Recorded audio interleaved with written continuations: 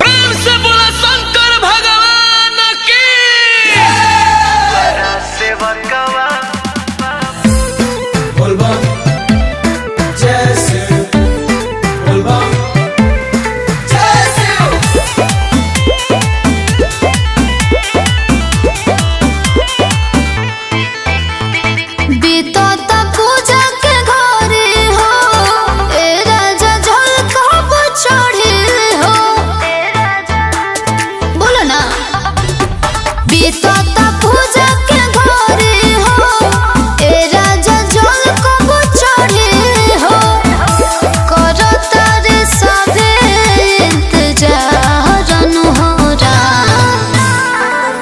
निनिया के मातल बाबा अखियो न खोले हो, दुआरा सेवा कवा बाणे खाड़न हो राम।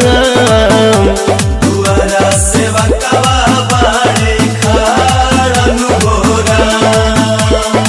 ओम नमः शिवाय, ओम नमः शिवाय।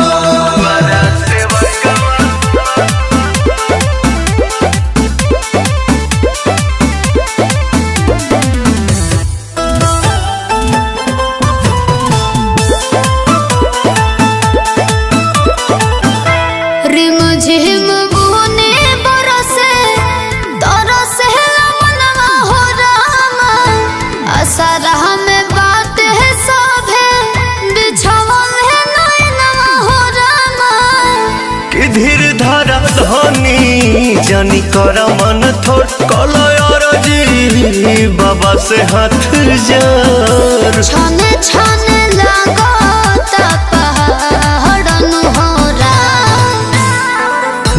निनिया के मातल बाबा अखियो न खोले हो, दुआरा सेवा कवा बाणे खाड़न हो राम। दुआरा सेवा कवा बाणे खाड़न हो राम। बोल बम जय शिव, बोल बम जय शिव।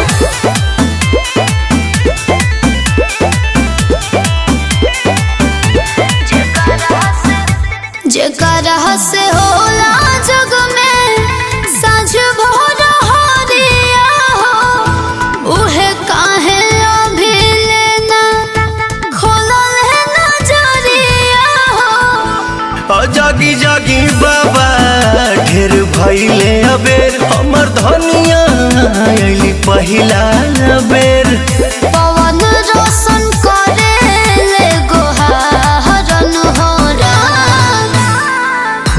निनिया के मातल बाबा अखियो न खोले हो, दुआरा सेवा कवा बाणे खाड़न हो राम।